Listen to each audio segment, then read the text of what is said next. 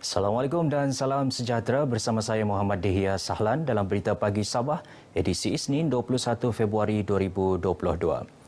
Baik, situasi semasa COVID-19, Sabah mencatat 5,007 kes baharu semalam, menurun 352 kes berbanding hari sebelumnya. Bagaimanapun, jumlah itu masih amat tinggi dan peratusan tinggi jangkitan sporadik dalam komuniti menunjukkan bahawa jumlah kes harian di Sabah akan kekal tinggi dalam masa terdekat. Menurut Menteri Kerajaan Tempatan dan Perumahan yang juga jurucakap COVID-19 Negeri, Datuk Seri Panglima Masidi Manjun, 21 daerah merekodkan kes bergejala akibat jangkitan sporadik sebagai kategori jangkitan yang tertinggi. Peratusan kes bergejala di seluruh Sabah ialah 63.13% atau 3,161 daripada kes baharu. Sebanyak 606 kes pula melibatkan kanak-kanak bawah umur 11 tahun yang belum layak atau belum menerima vaksin. Daripada jumlah itu, 42 adalah bayi berusia bawah setahun.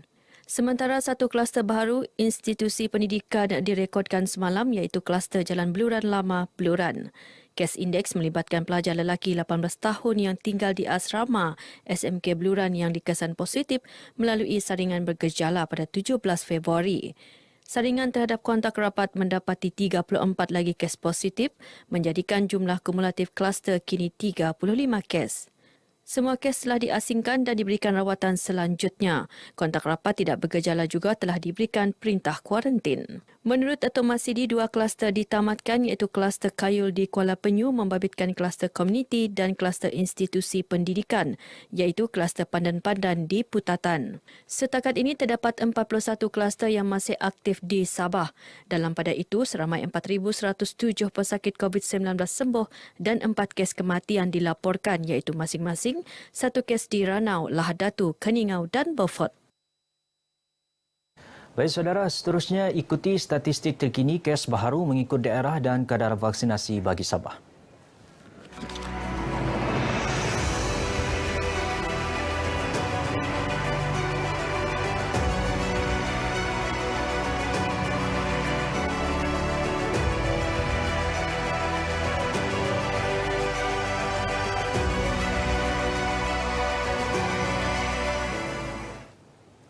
Enigmen pengurusan sisa pepejal dan kebersihan awam yang dikuatkuasakan pihak berkuasa tempatan PBT berupaya menyelesaikan isu pengurusan sisa pepejal di negeri ini.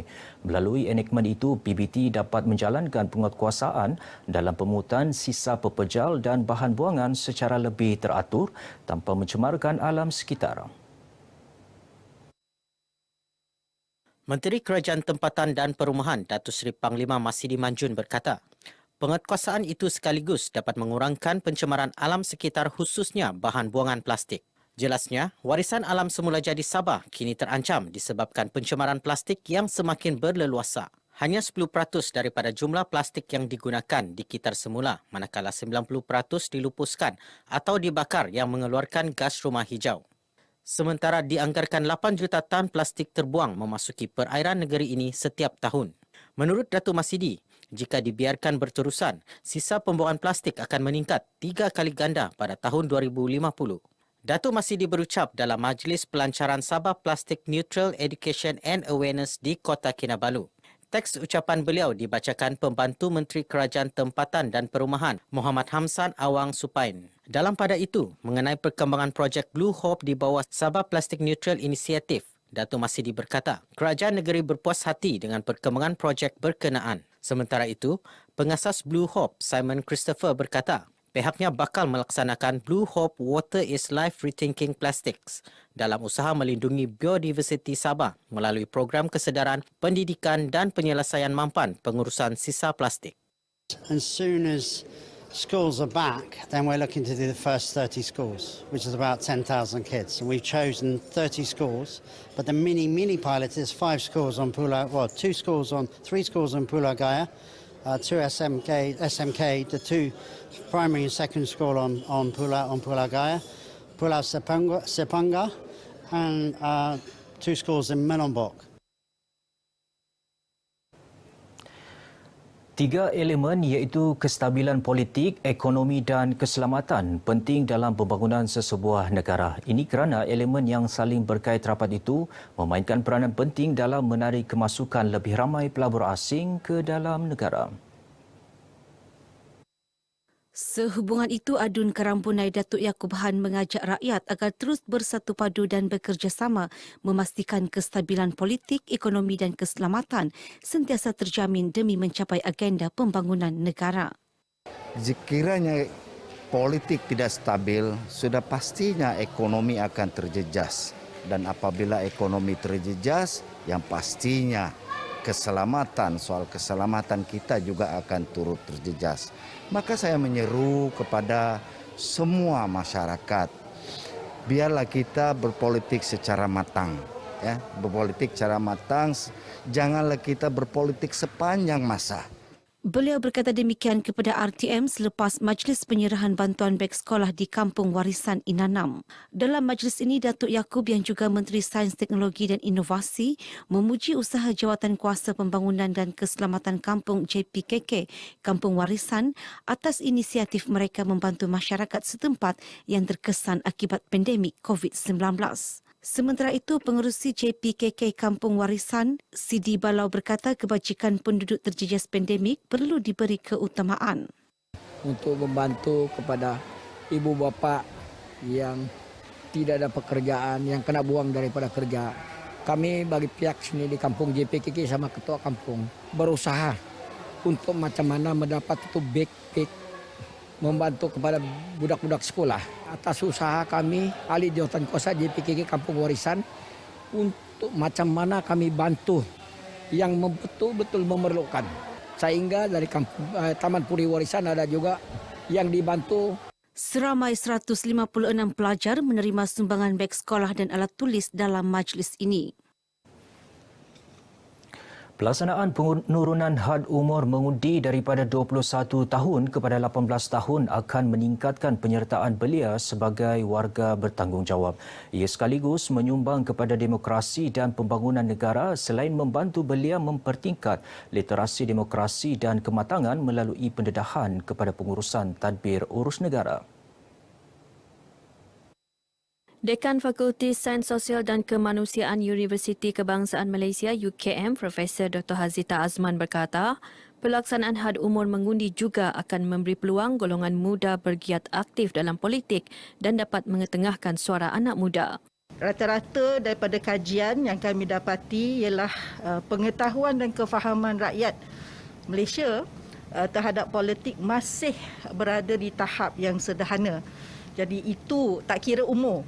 Yang tua dan yang muda masih tahap literasi politik tidak begitu matang. Jadi itu yang perlu diberi perhatian. Beliau berkata demikian dalam sidang media di Kota Kinabalu. Dalam pada itu katanya institusi pendidikan turut berperanan penting menerapkan literasi kefahaman politik kepada golongan muda bermula daripada peringkat persekolahan.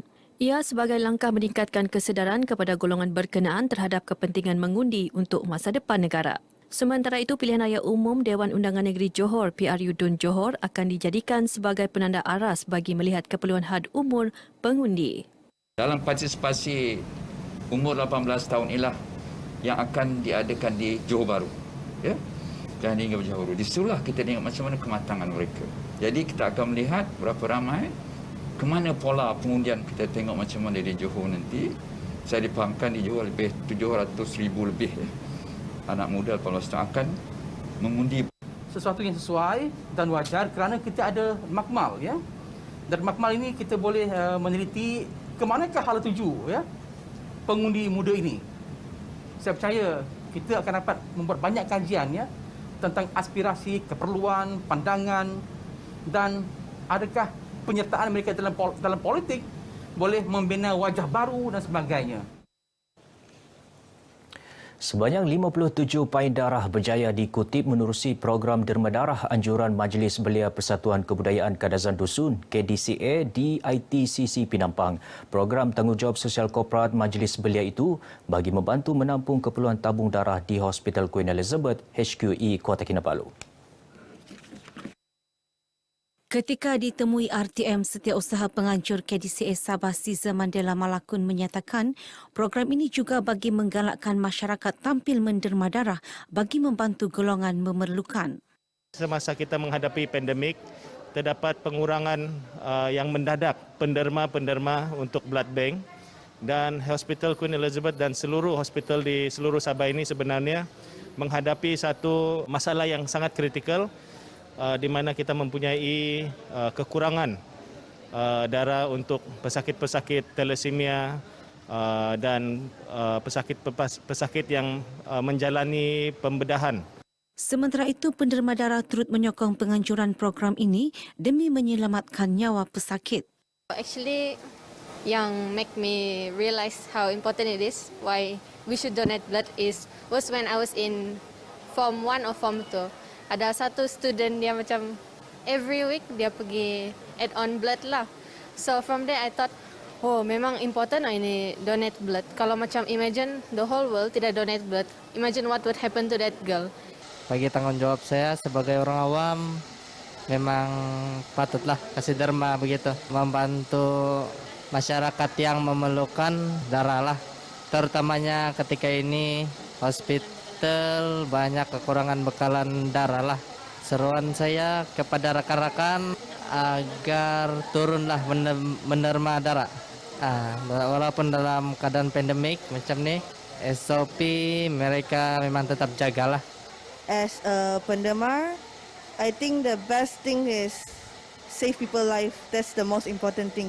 Because I'm a medic student, so this helps me to understand actually by blood donation it can save a lot of people's life. To the youngster, if you can donate, because there is a lot of people who needs blood, if you can, just go donate blood. Program selama 2 hari ini turut dijayakan dengan kerjasama Persatuan Bulan Sabit Merah Malaysia dan Jabatan Perubatan Transfusi HQE2. Saudara, sekian dahulu berita pagi Sabah kali ini. Terus patuhi SOP elak penularan jangkitan COVID-19. Saya Muhammad Hiyah Sahlan. Assalamualaikum dan salam hormat. Ku di sini mendeklamasikan seluruh hidupku, segenap dimensi yang membutakan mataku. Aku tersasar jauh dari enigma cintamu. Moga kau mengerti apa tersirat di hatiku. Egonya dirimu menguasai seluruh ruang angkasa. Aku berlayar jauh tanpa kibaran layarnya. Di sini ku berpijak teguh di bumi yang nyata. Mana perginya sinopsis cerita kita yang hilang.